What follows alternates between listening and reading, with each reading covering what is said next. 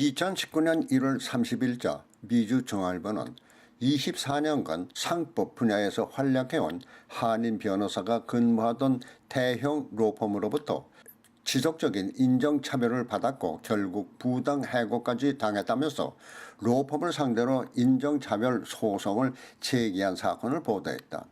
이번 사건은 비록 한인 변호사뿐만이 아니라 미국 내 전문 직종 분야에 몸담고 있는 우수한 한인 등 아시안들이 겪고 있는 한 단면을 드러낸 것으로 지난 1964년 인권법이 통과된 후에 이를 구체적으로 뒷받침하기 위한 어퍼머티브 액션이 마련되고 백인들만이 모든 정치와 사회적 권리를 향유할 수 있는 사회적 제도가 없어지긴 했지만은 그 민법 뒤에는 아직도 백인들의 근본적인 인정차별 의식이 숨어져 있다는 사실을 드러내 보인 사건이다. 특히 백인들과 경쟁해야 하는 전문 직종에서는 승진 등에서 한인 등 아시안들의 능력이 뛰어나도 백인들에게 차별을 당하는 사례가 상존하고 있는데, 이는 백인들은 우수하고 아시안 등 소수민족은 열등하다는 백인들의 잠재의식이 자리잡고 있기 때문이다. 이와 같은 백인들의 잠재의식은 사회 각 분야에서 행동으로 옮겨지고 있는 실정이다. 칠드런 나우라는 청소년 단체가 캘리포니아를 비롯한 4개 주요 도시에 10살에서 17살의 1,700명 청소년들을 대상으로 TV 드라마를 통해 백인과 소수민족이 어떻게 표현되고 있는가라는 설문조사를 한 적이 있다.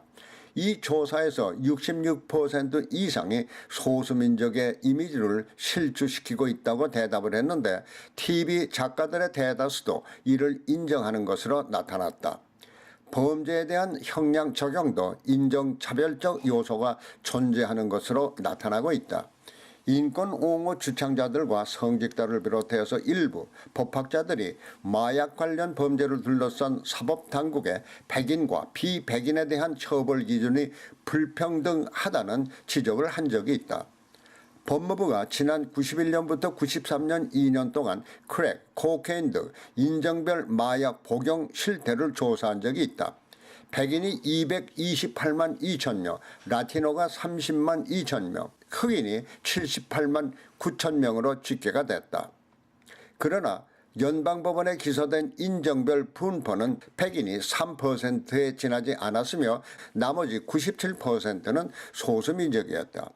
여기서 특이할 것은 LA 카운티의 경우 백인들이 기소될 때는 연방검찰이 아닌 주나 카운티 검찰에 기소가 되며, 소수민족의 경우 연방검찰에 기소가 된다는 것인데, 연방검찰에 비해서 형량의 차이가 8년가량 가벼워진다는 것이다.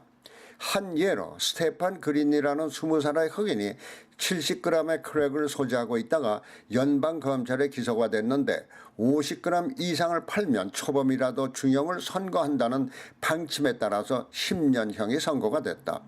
이와는 반대로 다니엘 사보아노브스키라는 37살의 백인은 67g의 크랙을 소지했다가 주 법원에서 1년 징역에 3년 집행유예를 받은 적이 있다.